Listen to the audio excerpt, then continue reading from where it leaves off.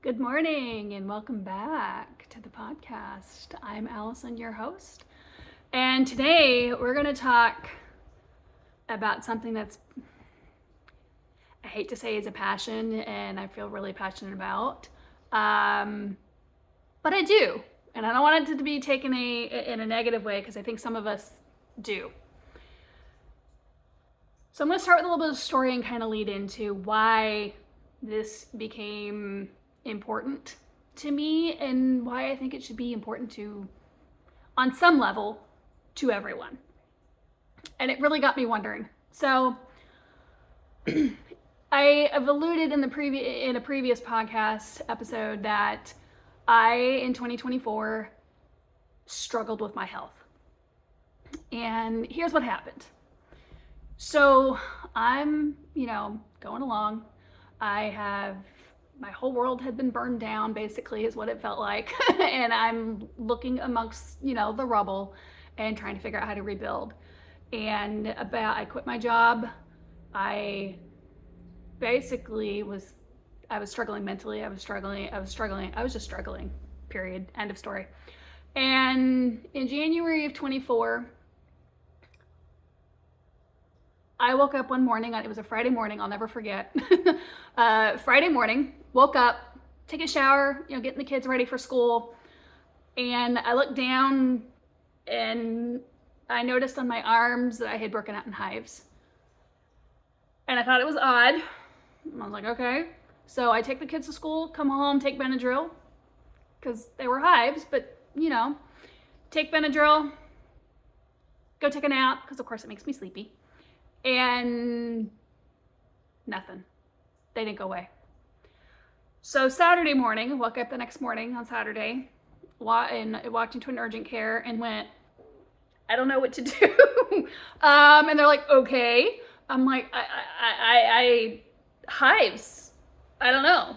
So, and of course, we go through the list. Did you eat anything, that you think you might? I'm like, I just had allergy done testing in August of 23 and had gotten a whole list and everything had came back like extremely mild and nothing in the testing even made me remotely break out in hives. Because I had them all over. And so anyways, of course, what they do now is they test you for COVID, they test you for flu, negative. So they're like, nurse practitioner's looking at me and she goes, huh? And I went, I have no idea. Help. And so they were like, well, we've seen rashes with strep before. Maybe it's strep. And I was like, okay, I've had strep before, like once in my entire life, and that was enough for me. And I was like, maybe, but my throat doesn't hurt. Like, I'm not having trouble eating. I'm not, usually having different things. And so they tested me for strep. Nothing. Came back negative. No idea. So of course they send me off with a cream, and they send me off with a antibiotics prescription just in case it helps. I take it for about 24 hours. No change. But by Sunday morning, I started to have it wasn't Sunday morning, it was like Sunday afternoon, evening. And of course I had been with my mom. We'd had dinner with my mom. We, had gone to church. We had done the things. I felt fine other than I had hives. And by Sunday evening, I started running a mild fever. And by Monday, I really wasn't feeling well. And I was on the phone with one of my sisters, and my sister goes, Allison, you sound like you when I had COVID. I was like, oh crap. Well, if you test too early with COVID, guess what? You get a negative. You can't test early with COVID. It takes like 3 or 4 days for it to actually show up as a positive. So my husband's the crazy person, love him, who, of course, every time they did the free, they'd send you a free COVID test in the mail that you could get from the government. We had him. So I immediately went out and I was sitting in bed when we were having this conversation, just resting, because I really wasn't feeling well at this point. I was all stuffed up. I was like, the hives are still here. So I, of course, go get a COVID test, do the swabs, wait the 15 minutes. Oh, crap. Here we are. I have COVID. So a few days later, that was a Monday, I wait till Saturday. I'm in the middle of, running kids around, wearing a mask and everything, distancing myself for, for those next few days after I finally got a positive test. I distanced myself and basically locked myself in my bedroom. My husband, I think, either slept on the couch or he was sleeping with one of the kids in their room. And so by Saturday, though, the hives still haven't gone away. And so I, of course, marched back to a different urgent care now, the one that I particularly like, and was like, I just tested for, I got a positive test on Monday. I definitely had COVID. Now I still have hives though. And I've had the hives for more than a week now. We're now on day, 8 of hives. And the nurse was like, yeah, okay, you need a steroid shot, which I already knew. I already figured they were going to give me. Steroid shot in the hiney. And here is, was it like 4 or 5 days of steroid pills, basically. So, of course, and my son's there. And he was 4 or 5 at the time. 5, I think. I think he was 5. And he's giggling because, of course, pull down my pants to get the shot in my hiney. He's like, Mom got a shot in her hiney. He's laughing. Tells everybody we meet that, of course, Mom got a shot in the hiney. And the nurse was really surprised that when, he went to go give me the shot, that he was like, oh, you really do? I'm like, no, I have hives everywhere. So they give me the shot, go on the steroid pills, finish them off. About a week after I finish the steroid pills, I noticed that the rash that I had, 1, it had changed, and 2, wasn't the same. Like, it had changed, it wasn't the same, it was weird, and I was starting to itch like crazy. I do not wish this on anybody, and I do, including your worst enemy, because this was awful. So a week goes by after the pills, and I'm like, this is getting kind of strange, like this is changing. And I'm looking at my husband, who is colorblind, by the way, and so he has a hard time. I know that when I got hives, like, he could tell that something was going on, and when he can tell, that's when I know there's something's not right. Because if he can start to see, the pinkishness, he's like, yeah.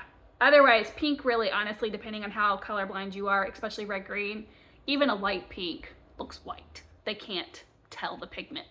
And so he was at first was like, I don't know, and then he was like, oh, something's still going on. And I was like, yeah, now I can. It feels different. It's weird. So of course I march myself back, 3rd time in like a matter of 3 weeks. I'm back at the urgent care going, now what? And I literally, she's like, what are you in here for? And I pull up my sleeves, because it's February, almost in January, February now. Pull up my sleeves and went, what is this? It itches. This sucks. Like, what is this? And she took a huge step back from me and goes, we're going to treat you for scabies. And I went, what on God's green planet is that? And basically, after I did some research, so scabies, if you don't know what it is a little parasite, and you will intercept the energy of that parasite about, especially the first time you get it, which I had, which means I had somehow intercepted the parasite about 4 to 6 weeks before it actually, the little bugs, and they're bugs, show up on your body and basically eat you. I mean, that's what they do. They eat your skin. So it itches, they burrow in. Awful. Awful experience. Do not recommend, 0 out of 10. And so of course I'm racking my brain going, I'm not at work. And if I was at work, I was kind of hoping I'd be working remotely. So I'm at home a lot. The only other place I had been at that point was like, I went to the dentist. I take the kids to school, and I think they were doing ninja class at the time. Like, that's the only places, like, and that was it. I was like, I don't go anywhere. kind of like right now. I don't really go anywhere. I work from home now. Take the kids to school and I take them to their activities, and half the time I drop them off and come pick them up. And so I was like, okay, cool. How do we treat this? And she goes, well, I'm going to prescribe this lotion. Essentially, it's like a topical treatment, and you literally, the original, I think, instructions were like wherever the infected area would, which was for me was my neck down, essentially. Like, you put it on, you wear it for 8 hours, and then you take a shower, and it's supposed to kill them. And then 1 week later, you do another treatment. You leave it, you know, rub yourself down. I mean, and I do mean everywhere. It's everywhere. They were everywhere. All over my stomach. They were all over my arms, my legs, my ankles, you know. They were mostly everywhere. And so you do that, you keep it on for 8 hours, and then of course you wash it off. And then a week later, she's like, and a week after that, you need to come back, and we will, after your second treatment, come back, and then we're gonna see if we need to clear you or if we need to do another treatment. She goes, and by the way, you're highly contagious, and I mean more so contagious than COVID that I had just finished getting over. I'm like, cool. More quarantine. She goes, and I would go home and I would literally wash your sheets every night or change them every single night, because they can basically reinfect and they could never go away. I was like, huh. So she goes, be careful if you have animals, kids, husband. I'm like, my husband had just gotten back over COVID. So he, of course, as soon as I got over COVID, we waited a couple extra days, and then he, you know, came back to the bed, came back to our room. Yeah. So now I was trying to figure out how to make sure that the kids didn't get it, the cat didn't get it, how not to spread this. I will say, even though what came after that really stunk, because it took down my immune system, it took down my nervous system, in some ways, I feel like it flatlined me. And I say that not to say that as a mean thing, but like, or, you know, weird, but it was like my immune system there was none. It was like an infant. Like, there was nothing to combat what this parasite did and what the scabies did. So anyway, so after lots of laundry, treatment, basically quarantining in my house for another 2.5 weeks, not going anywhere, making sure the kids weren't going anywhere, making sure that they weren't near me, making sure that wherever I sat, because I didn't even sit on my couches. I didn't sit on nothing. I sat on things that I could wipe down with a, you know, Clorox wipe, essentially.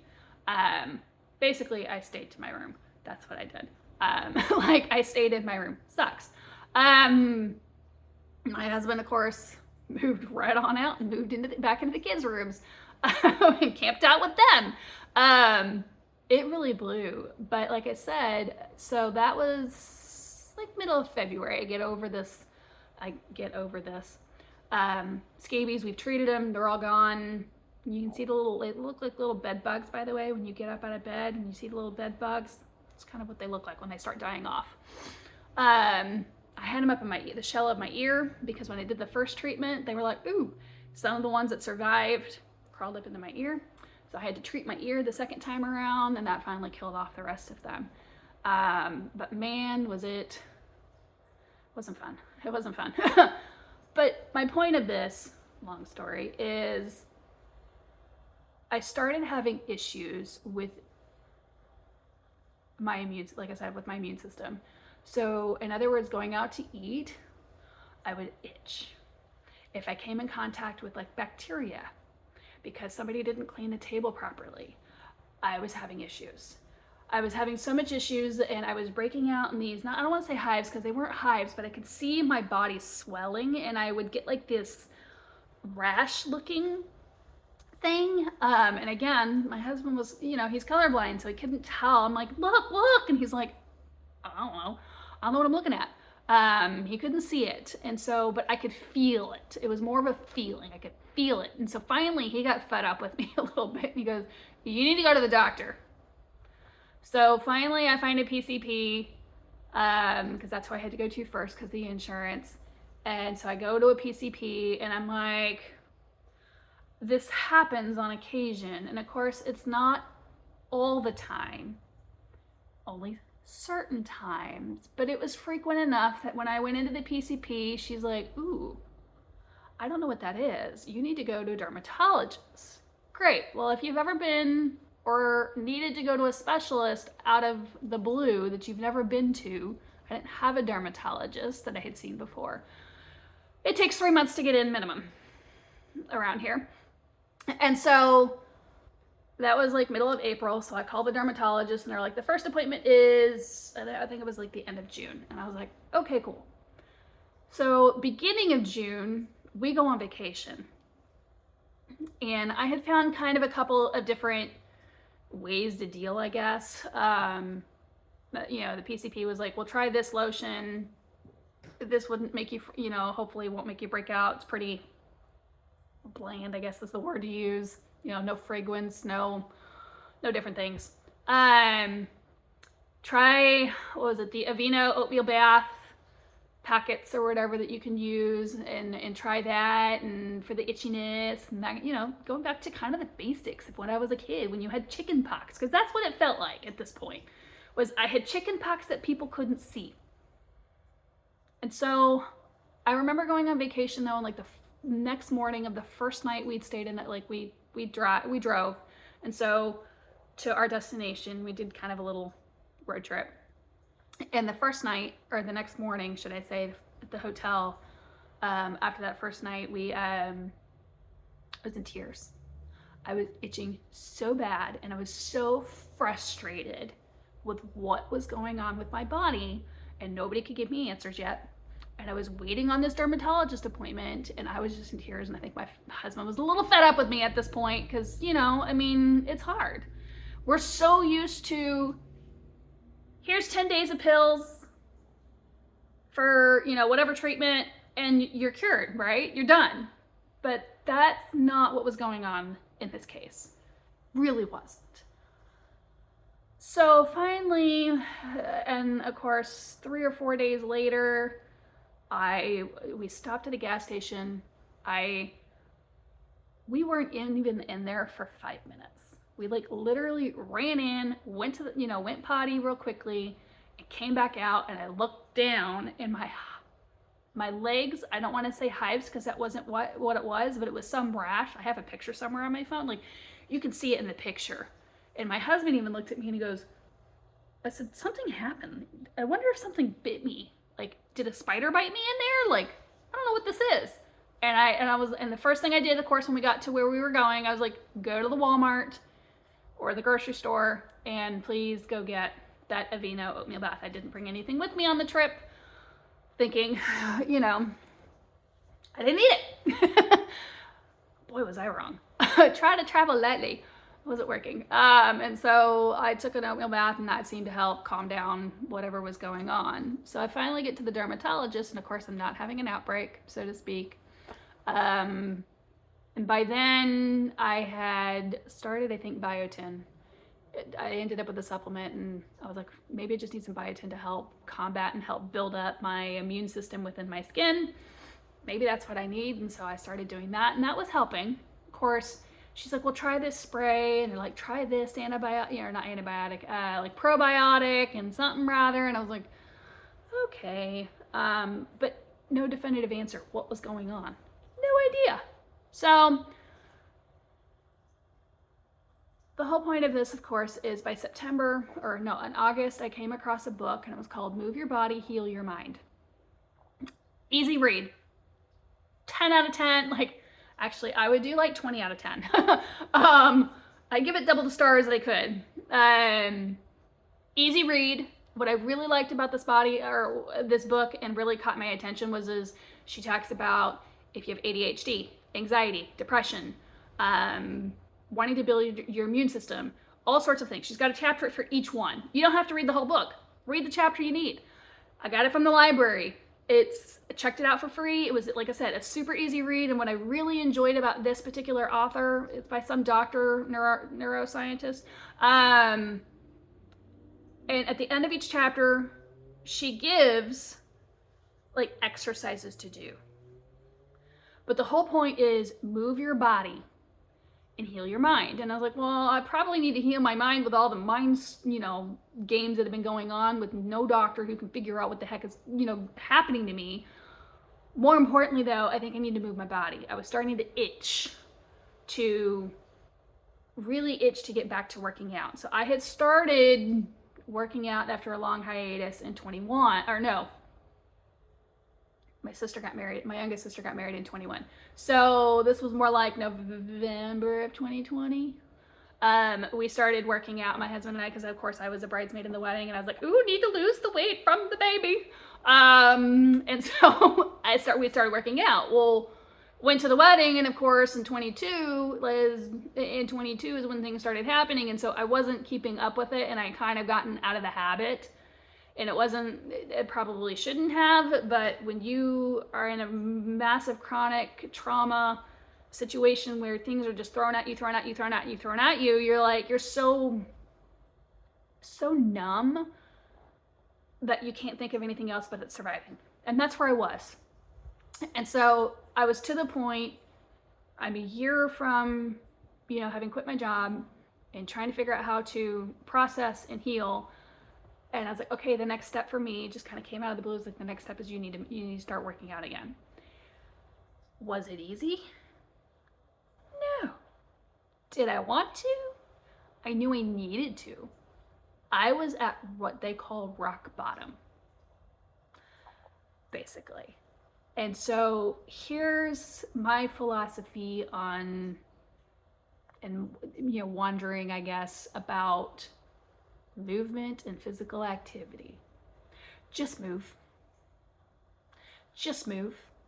And if it's for 5 to 10 minutes a day, then do your 5 to 10 minutes a day. I'll do another podcast about busyness, and because holy cow, I get it. I'm a mom of 2. I'm back at work now. Ours, like yesterday, was an absolute insane schedule. Tomorrow will be an absolute insane schedule. I get it. Busyness. I was up at 5:15. Did I want to get up this morning? Heck no. I don't even think the cat wanted to get up with me this morning. He's exhausted. He's tired too. But get up, move your body. And I cannot tell you the healing, especially physically. I've not been on antibiotics. I did not go back to the dermatologist and get a pill. There's no magic pill when you're trying to heal.